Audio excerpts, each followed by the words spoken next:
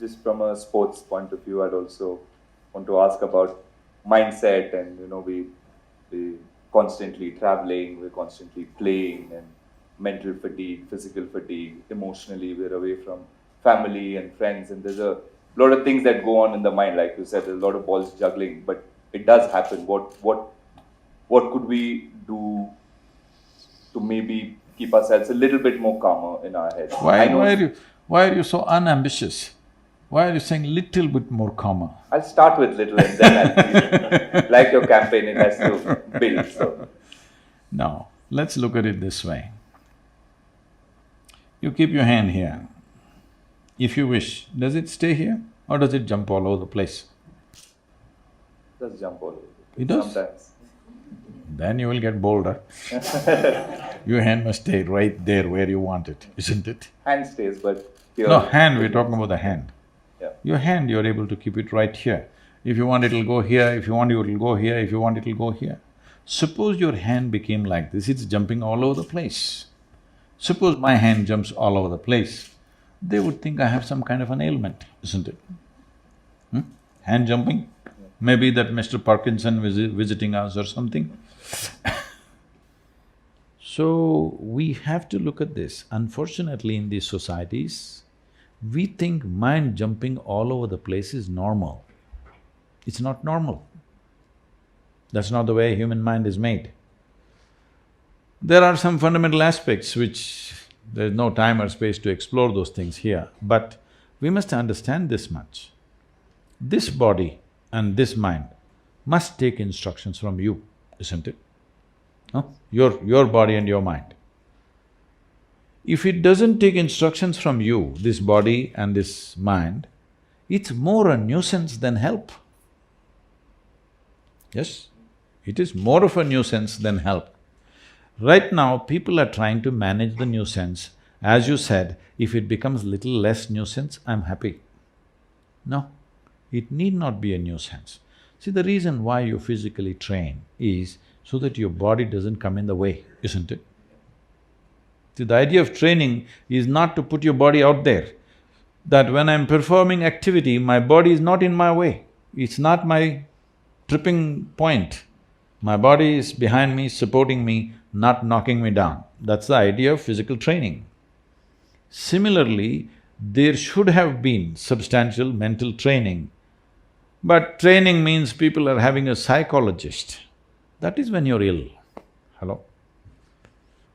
Trying to change attitudes, it's not about attitudes, it's about understanding the mechanism of how this mental structure functions.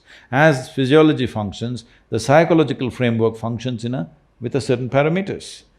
If you do not understand that and handle it, then it is only by chance on a certain day you are in the zone. Rest of the time, it's a risk. The rest of the time you're chasing that mindset where, some days, like you said, some days automatically you end up in that mind space, in a good mind space. And after that, that is where you want to be. So rest of the time you're chasing it. See, a game is subject to various realities. It's not all you. There's also somebody who's throwing the ball in tricky ways, all right?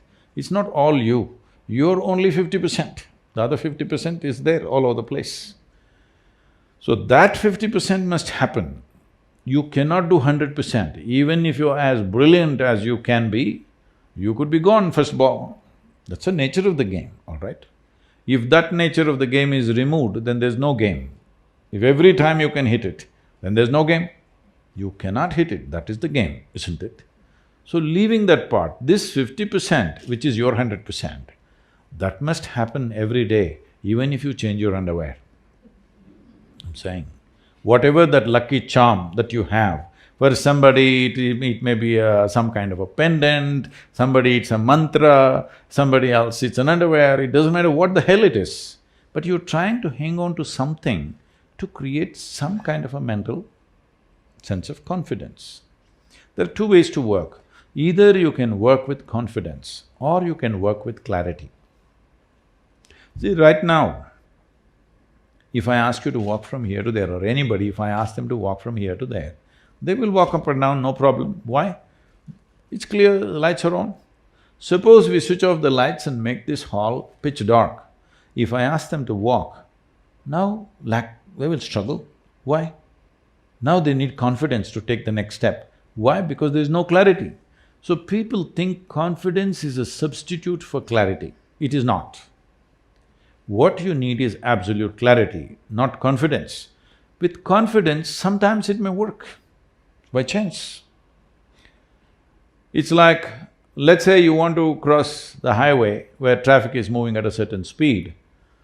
To build confidence, people have various slogans. Somebody says, Jai Shri Ram, somebody says Allahu Akbar, somebody says something else. You shout one of these things and run across the highway. Maybe you will make it. Hello? Maybe by sheer chance you made it, or because of the compassion of some driver, you make it.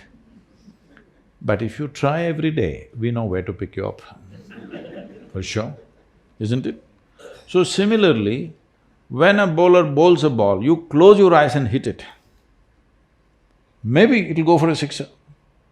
But if you try every time, we know what, right? This happened.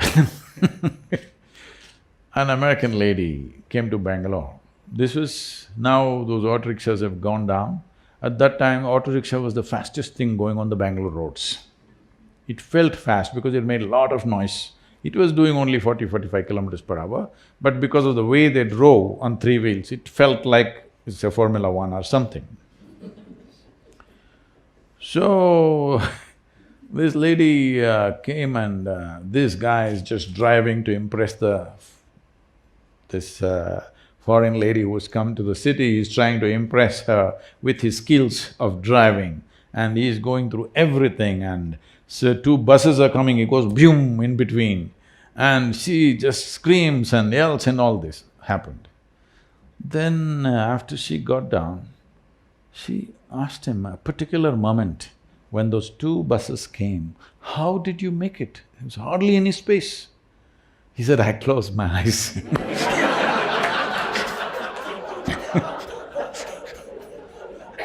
So she came and told me, those terrible three-wheelers. So if you close your eyes, sometimes just works. So this is what confidence means. I'm sure in every game, people are trying to train people, you must be confident, you must be confident. No, you should not be confident, because confident means you are not in touch with realities. Clarity is what is needed. Because just before the… okay. So we were, like I was talking to a group of journalists, and this is at that time when Pakistan was playing in India for the one-day internationals which were going on. Sadhguru, how to beat Pakistan? Please tell us. I said, if you want to beat Pakistan, you don't call Indian cricket team, call Indian army. Okay. Why do you want to beat Pakistan? You just have to hit the ball. Hello? You just have to hit the ball. I was training this, Indian hockey team, and at one time, and later after 3–4 years, I'm walking in Chennai airport. KPS Gill was heading the thing. And all that old players who came to us, the senior players, they were all out. Whole bunch of young players, almost 6 or 7 of them were all tribal boys from Delhi, Turkey to others, all 18 to 22 age group. These boys are for the first time going out of the country for championships trophy to Germany. They're all wide-eyed, they've never traveled outside, and it's the first time. And they're not from cities, they're tribal boys. So somebody is giving them pep talk in Hindi, I can't repeat all the words. He's saying, Desh ka ijjat aapka something. Your parents' honor is in your hands. 1 billion people's hopes are in your hands. Like this, he is giving pep talk. These boys are 1 billion people's stuff sitting on their head.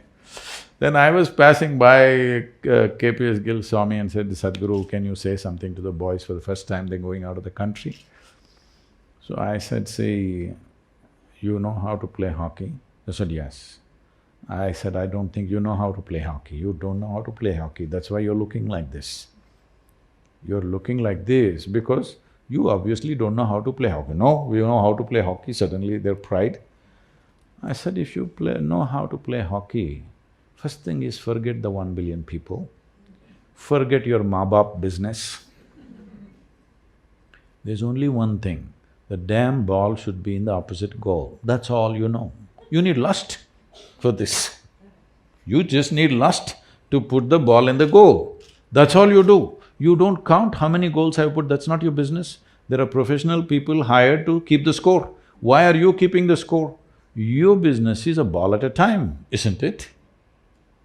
But everybody is calculating, they're looking at the score, when I'm coming to 100, how many really fantastic batsmen unnecessarily have gotten out in 90s in India? So many of them, there's a legend. I'm guilty of many too. Because you're doing the scorekeeper's work. You do your job. Your job is to hit the ball according to its merit. What does it matter what's the score? Whether it's 1 or 100, what is your business? No, you must strategize, all that there is somebody else. The player has to just do what he has to do at that moment right, isn't it? See, the desire to win is one thing.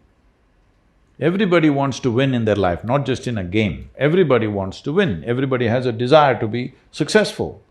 But the desire is only giving you the direction, which way you want to go. Desire will not make you successful, it's only the competence which makes you successful, isn't it? And competence is clearly clouded when you're confident. Competence needs clarity. You just see things the way they are and do what you have to do at that moment. Not try to win the match. You cannot win the match. You can only hit the ball, isn't it? Somebody will tell you whether you have won or not.